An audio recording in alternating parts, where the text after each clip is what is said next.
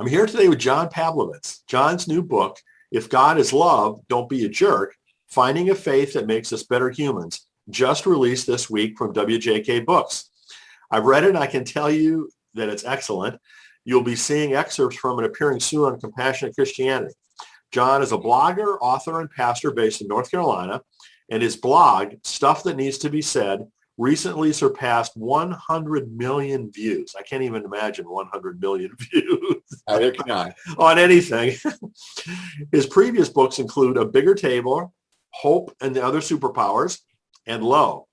John also has been a keynote speaker at Writing for Your Life, and John's words were the inspiration for naming Compassionate Christianity in the first place. So thank you again for that, John.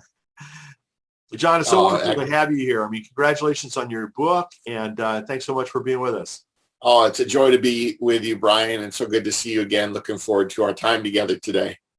Yeah. So, I mean, before we talk about the book, I mean, we have to talk about this, upcoming surgery, major surgery that you've got, coming up. And, you've got a ton of people praying for you and wishing you all the best. But, just share with folks a little bit about where all that stands.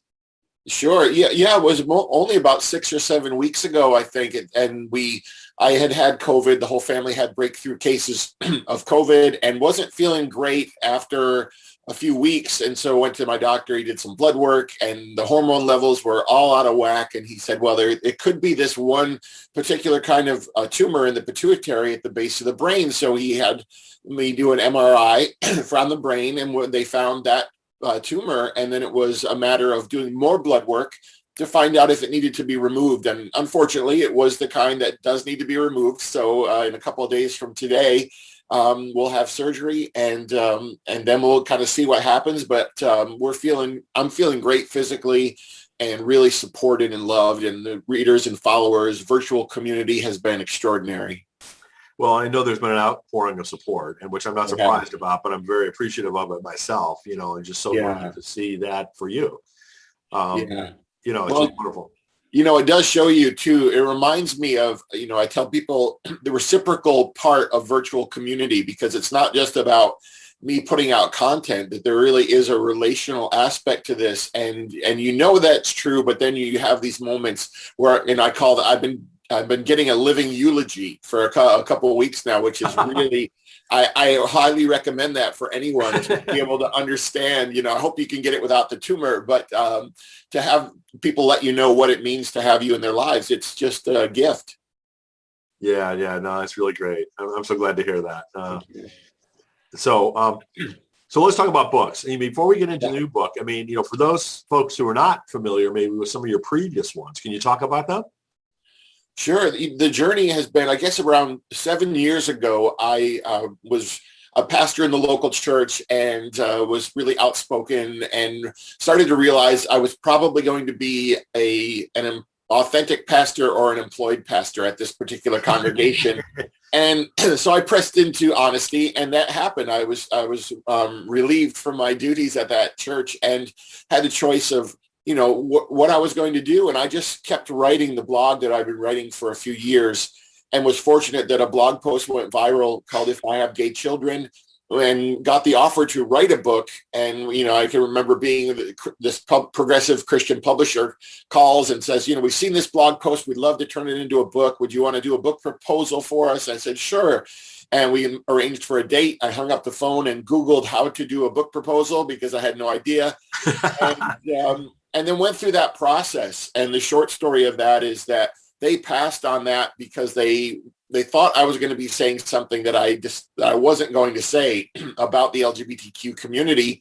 So they passed on it, and several Christian publishers did. But WJK, they said, we want to publish this book, and as it is, without caveat or condition, we're going to do it unapologetically.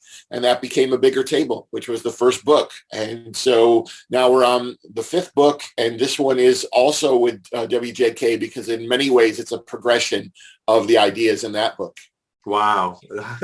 That's very cool. I mean, thank goodness for them taking, at that point in time was a leap, right? A leap of faith.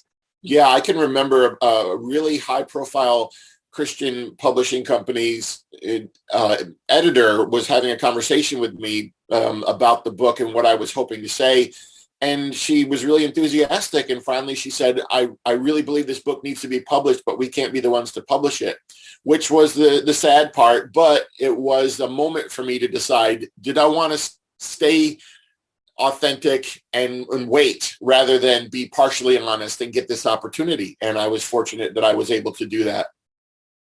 So let's go back to the blog too. I mean, first of all, the title of, the blog, Stuff That Needs to Be Said, is, number one, it's a great title. And number two, it's so personifies what you do. Yeah, well, it could be, a lot of people say, are you sure that's stuff that needs to be said? But in my, in the spirit with which I started it I was a local church pastor realizing I needed to speak more explicitly and clearly into the world outside of my local congregation. And that slowly began, because the blog started as really just for parents in our megachurch, parents of teenagers and youth pastors who were kind of following along, and then slowly reached beyond that group of people. Well, I mean, you and I have spoken numerous times. I mean, you are doing exactly that, stuff that needs to be said, that most of us are not willing to say or not skilled enough to say well. And seriously, I mean, that well, Brian, I was given a gift with that termination, because once I was untethered from the expectation of being a local church pastor and being beholden to a particular congregation, which is a beautiful thing, I was able to speak in a way that I wouldn't have been otherwise. So I'm really sensitive to the fact that many people would say the same exact things, but they have limitations of their environment. And I respect that. And so my words can often be a conversation starter for them, or it can give them permission to ask questions. And so that's what I try to do for people. Isn't it incredibly bizarre how life works, right? Where you have these things like this that happen, right? That when it happens, you think, holy cow, this is like, where's my life going to go from here, right? Yeah. And look what the lemonade that's coming out of the lemons, right? I mean, what God has turned this into for you is just amazing. It is. And you look back and, you talk about those numbers of the blog reads. And I've always been cognizant of the fact that those numbers aren't just about my writing and the skill of the writing or whatever. It's really a confirmation that there are millions of people asking similar questions, feeling similar prompts, and having those tensions. And so really it's just people who have felt seen and heard and known. And that's the exciting thing, because you realize I started writing in the hopes that I wasn't alone. And this is confirmation of the fact that I'm not. And I'm hoping that when people come to the blog, they also experience that. Yes, absolutely. It certainly is for me. It is, but it is. Well, you talk about unexpected, because often people will say, would you like to do a workshop on how to create this, giant social media empire? And I said, there's no way I could. It simply was, was about getting up every day and trying to just clarify why I do what I do, what matters to me, and to do what's in front of me with the greatest care and wisdom I can. And that's, over time, a few years, that's what has happened. So it's been amazing. So let's get to the new book. Yeah. If God is love, don't be a jerk. Finding a faith that makes us better humans. Really great title and subtitle. Thank you. So how did this happen? What was the motivation behind that book? Yeah, well, the book actually started in early 2020, and I approached some publishers. Sorry, we're getting a dog attack here, if you can hear that. No problem. Early 2020, I started thinking about the book that I would write next. And it was similar to the one that people will read when they receive this book, but it was a little bit more about diagnosing this spirituality, this toxic spirituality, this form of religion that is damaging. And yet it was a little distanced, and it wasn't as emotional as it turned out to be, because I started writing in February of 2020. And then as the weeks were unfolding and I was there writing every day, there was this little news story about this, virus in China. And I kept my head down, kept writing, but I'd pay attention to the news. And this got larger and the news got more dire and more alarming. And I'm still keeping my head down, trying to write on task, because you tell a publisher, this is the book I'm going to write you. That's the agreement that you make. And I was doing that. And then we come into the summer of 2020, and I'm watching the the Black Lives Matter protests and counter protests and seeing what's happening with the election approaching. And I'm looking at all this dysfunction and this hatred, and I'm realizing that so much of it seems to be coming from professed Christians who were white. And I decided I can't write the book that I was going to write any longer. I couldn't speak to all this stuff tangentially or, just drop in a few stories here because everything was just so massive. So I said to the publisher, I don't think I can write this book. And they said, well, what book could you write? Which again, just that the gift of that. And I spent a few weeks just thinking about it. And it really became this book, which is much more a journal, a real-time journal of my experience of the pandemic and of the protests and the election through the lens of my spirituality. And it became much more visceral. And I think, so that's what I did. So I was able to write that all during the pandemic. So everything that's been happening, it's there. And it's not just there underneath, it's explicitly discussed. Wow. So what would you say are the main themes of the book and kind of how is it organized?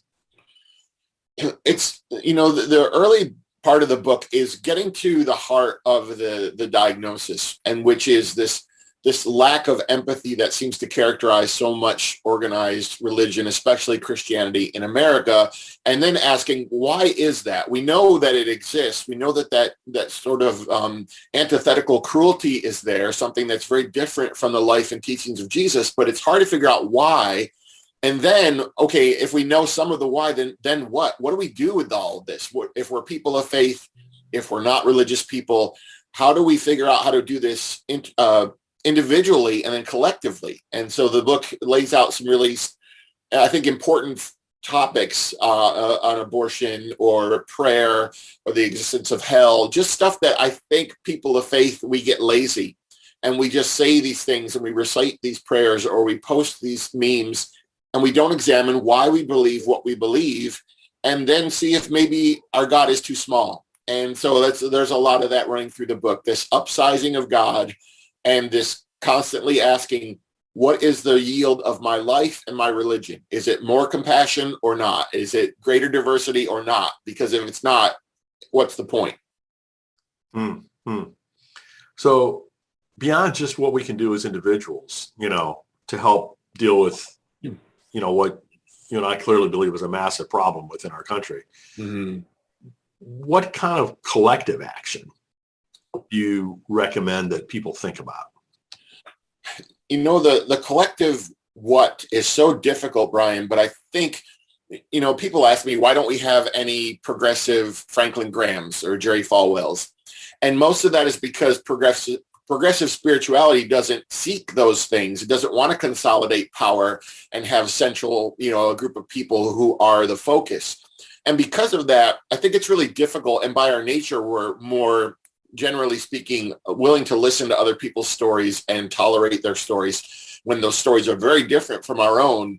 And it makes us, I think, lack urgency, and it's difficult to focus because me as a progressive person of faith, I have so much in common with a humanist or an agnostic or a moderate Christian or Muslim.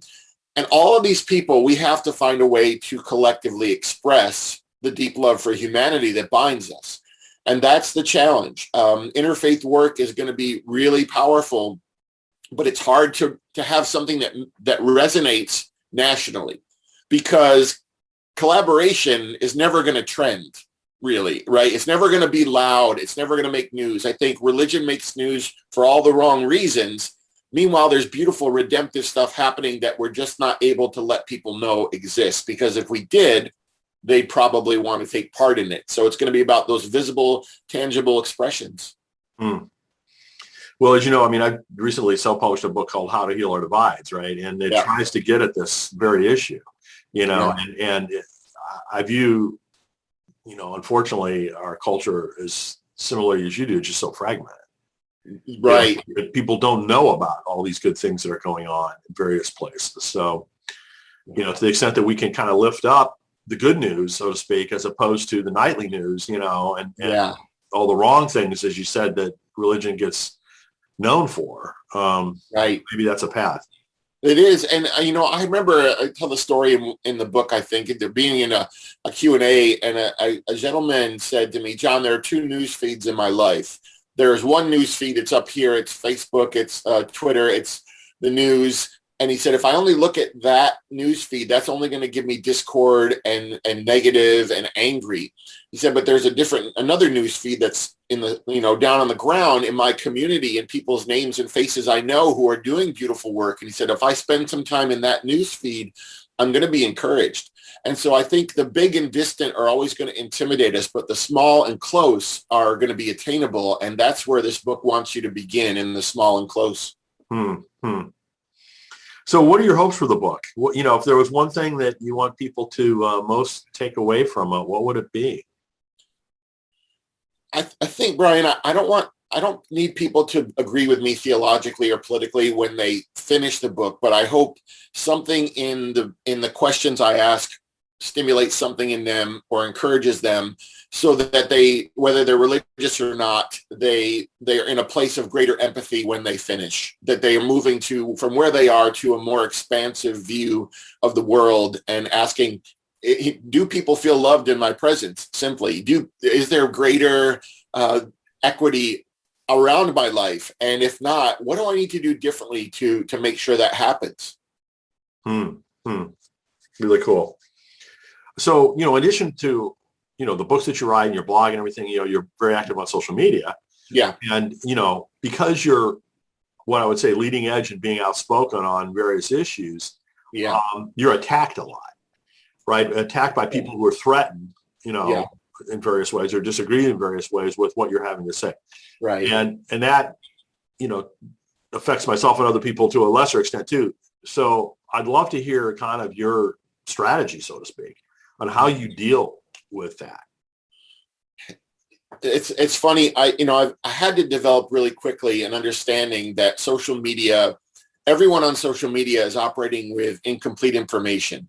So, I went to an event with a group of people who are followers of mine and read the books, and I said, you think you know me because you've read what I've written, but you would only, if you read everything I ever wrote, you would only know 100% of what I choose to share with the world. And so I said, everyone's operating with selective, information. And so I understand that people see me that way. They see a title of a blog or a post on social media, and they think they can summarize me. And I never take that personally. And I think the other thing, I take the praise and the condemnation, and I hold them loosely.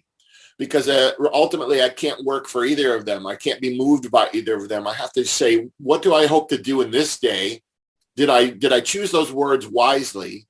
And what is my heart as I wrote those words or spoke those words? And over you do that, you become impervious to criticism or elevated, ego. So I can imagine probably in the early stages, you would engage a fair amount in some of these online discussions. Do you do that anymore? Or, is it just too much? Yeah, I do it sparingly, but it was almost like being a pastor of a church of 25 people and then jumping to 100 or then jumping to 500. It's impossible to have that same relational availability. And so I'll pick and choose my spots. But the other reason I tend not to is because coming into one of those threads, my voice has such weight that I can easily, if people agree with me, they're going to surround me and damage another person, even just because they're trying to agree with me. And so really I try to let the writing speak for itself and do the work that it's going to do and start the conversations it's going to start. And you almost have to really, pull away from that expectation on yourself. Yeah, no, I can totally see that. Unfortunately, right? It would be nice to have deep, meaningful conversations where that's possible. Right. Not that it's always possible, but, just being able to filter out that alone, is a difficult thing.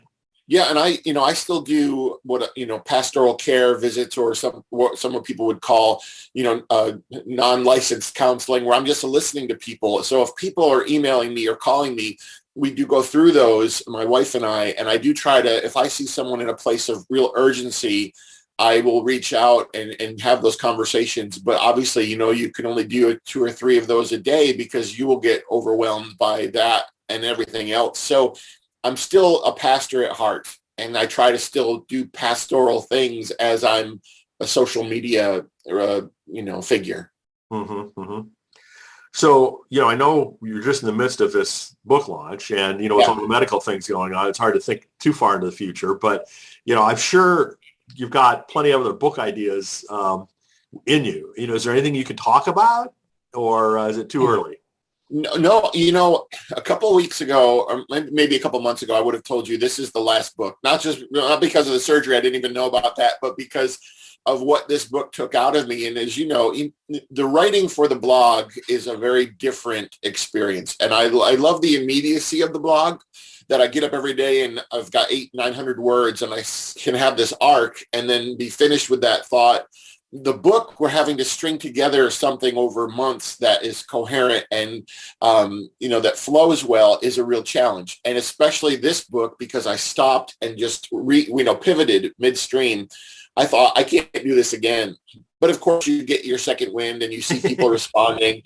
So, I think I'm leaning into grief, because grief and fear are always at the heart of what I do. The grief and fear that prevent us from loving other people well, which is in this book. But probably I'll write explicitly and solely on maybe grief for one of the next projects. Isn't it amazing how some of these really fundamental emotions drive so many things, right? Yeah. Fear being, a leader of that, greed being, and it's like these are things that have been human flaws since the beginning of time, right? I mean, right. We still cannot. We still haven't solved them. Yeah. And that's the thing about it too, Ryan, writing the work that I do, you realize, I wish people could understand, but when people feel like you're an adversary or you're an enemy, they don't realize that I'm actually advocating for them as well, because that fear is nonpartisan and it's, interfaith. It transcends everything. And life is so difficult on its own on its best days. And when I write, I'm trying to make a world where life is less difficult, not more so. And that's the irony of all this work that we do. Well, I think you're successful at it. I really do. And, you've helped a ton of people. And I think you've changed a ton of people's minds, influenced them positively, which, I'm sure there's some people that have become more entrenched maybe because that's right. What they think, right? I mean, and that's unavoidable if you're going to be, taking a stand on something controversial. But, I think you've done it in a way that's had an incredibly positive impact. Thank you.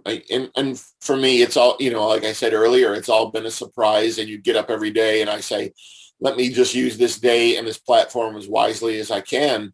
And I think, that's the story for all of us. It's the incremental way that we keep trying to grow. And the part of it is doing this publicly, people will look at you and say, oh, you wrote this and now you're saying this. And I try to leave all that stuff up, because I tell them I want to argue with my former self, because that means that I'm growing and I want you to be able to do that too.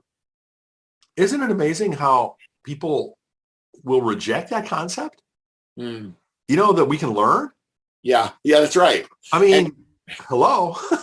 And that's part of it is the trap, even for me, of being a progressive liberal Christian. It's really easy to look at people who believe the things that I used to believe and see myself as somehow more evolved than they are. But I have to realize that I and the people that I often write to, they have progressed. They've had those incremental moments of learning or revelation.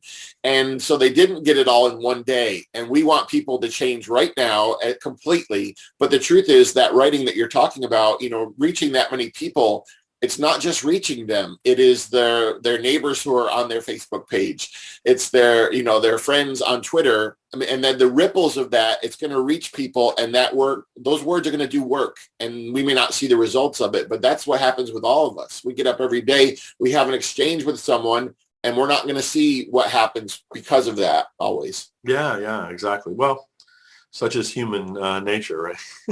That's right.